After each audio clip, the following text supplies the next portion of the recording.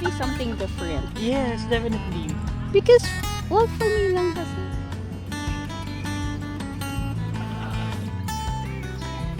It was supposed to be a simple timeout.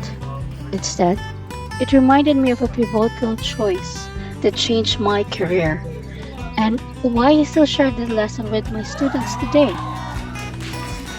When was the last time you took a vacation? Was the first question my friend Dale asked.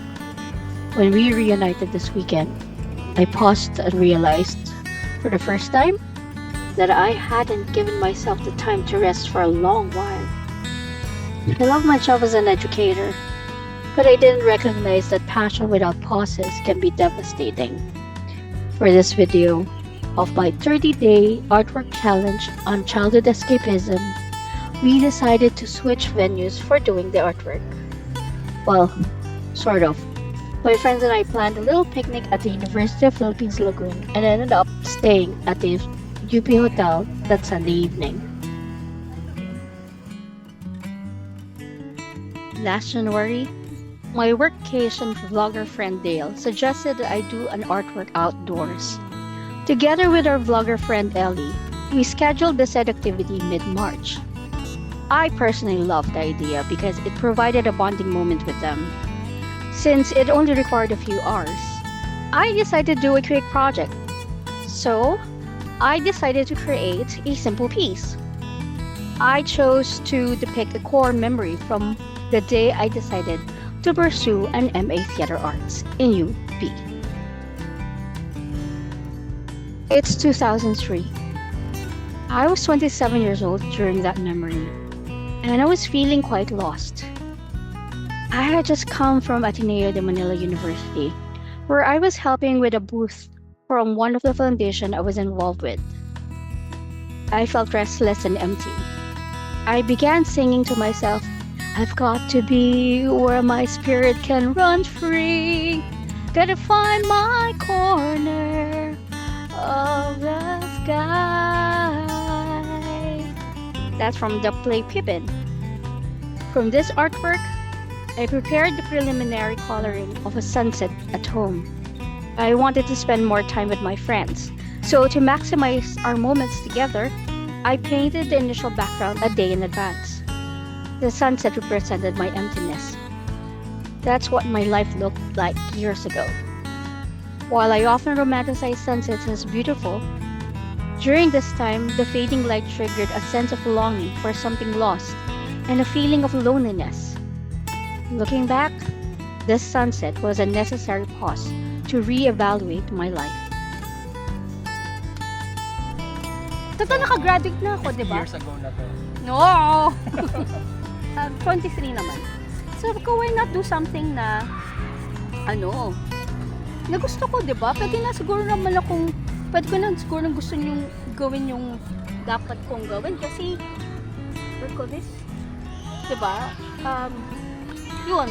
Kaya that, right then and there, I decided na, mag-aral dito.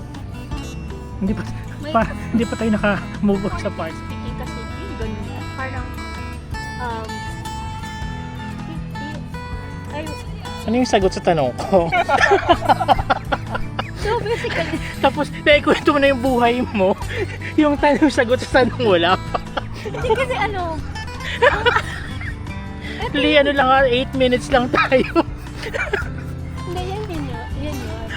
Kasi parang, it's opening doors. Parang, for a woman, it's Women's Month right now. Okay. Diba? So, ang maganda is, there's so many options for women right now. And even when, for college, diba? Among them is, we can't study. Hindi, dati pinagbabali study, diba? Everything. Hindi na namin naabutin yun. Kailan po yung bawal mag-study? Naman. Hindi, pero yung bawal mag-study. Pero yung as women, we have more choices now, which is great. Ano yung relationship niya dyan sa So this is painting mo?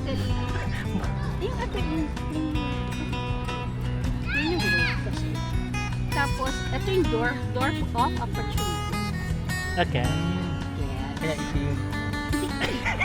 Kasi silhouette. Silhouette siya, ano ba? Akala ko kasi hirap yung buhay ngayon. So, madilim yung... Correct. Yeah, actually, Diba? pwede.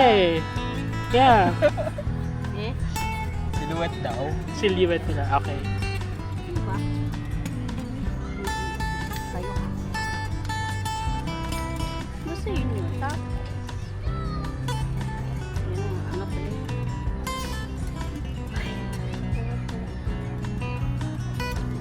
It, You have a choice, pero pinili mo ba yung choice na yan? I did. I actually enrolled. right? Okay, I then, actually enrolled here in UP around 2008, I believe. And then, before kasi parang, taga-UP din naman ako, nag-tennis ako dito. ayun, inis. Alright, so parang for me, I'm making a simple one kasi parang, di ko, well, I'm making a simple one kasi syempre parang that it happened. Kasi late na rin ako nung nag-decide, di ba, 27? Pero, better late than never, di ba? You do things that you like to do, no matter what age you are. Kasi, life is, everybody has the right to do whatever they want in life. And we shouldn't be scared. Like, theater arts teacher, si Sir Emil Leonardia, sabi niya, practice is so long. Although, pero minsan tinatawag niya ako Charmaine. So, kasi my real name is Fresh Charmaine Ligundangan. So, siya yung nagbigay sa akin ng stage name ko, which is Liu, which I now use most of the time, especially for creative purposes. Ganon. Yeah, I know. Diba? Yun yung stage doing this because, may antik. Yun. Ayoko ng antik. Anyway, yun. Kasi I want to show that since it's Women's Month, as a woman, we're not just for, For me. for men getting, or, I mean, we don't just, we're not just here for getting married. There are lots of choices. Wow! Parang ka-teacher Out ko. of the box. May teacher akong ganyan. Like, sa Challenge. directing, like, give me something different. Yes, definitely. Because, well, for me lang kasi, for someone who often, parang, I'm scared. Ano ba yan? Okay lang, naka-video naman ko. So, for me, that's why I chose Para hindi mo na this. kailangan mag-narrate. Ron na ito. Diba? Pwede na yung toothbrush, pero ito na lang para mas mabilis. Diba?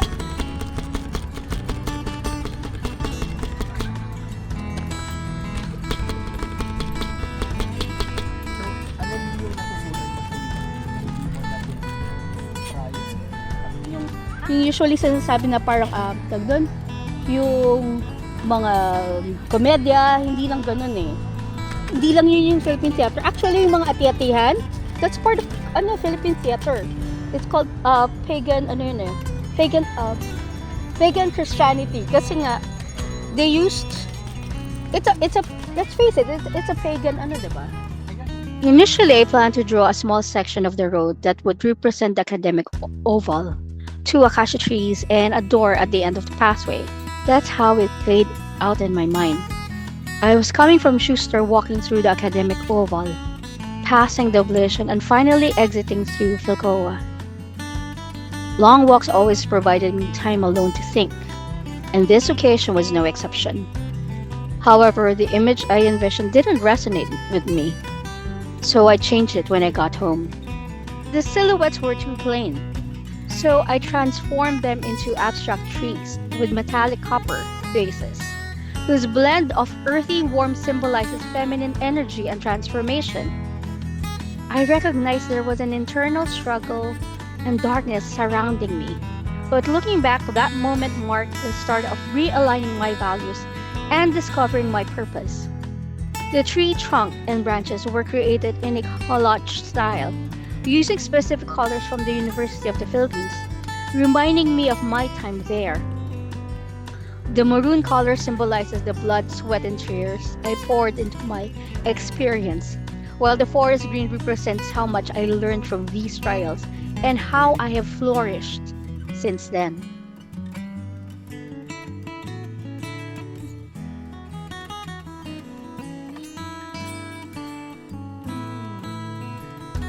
They say you cannot step into the same river twice, which is why I included a river in the painting. The original door was black, with a road leading toward it. I later decided to make it a door colored metallic blue, adorned with theater masks. However, I changed my mind again, recognizing that I had evolved over the years since that fateful day. The river, like roads, represents a journey. While the road is often concrete and steady, a river is fluid, symbolizing the ever-changing nature of reality and identity. The door remains, representing the opportunities I was given since I began my studies at UP. But my journey doesn't stop there. I continuously seek to learn and share what I've learned with my students. Theater has always been my passion. For me to do this on my last year of high school is more than special. Thank you po sa mga pumunta dito today. Thank you for our cast.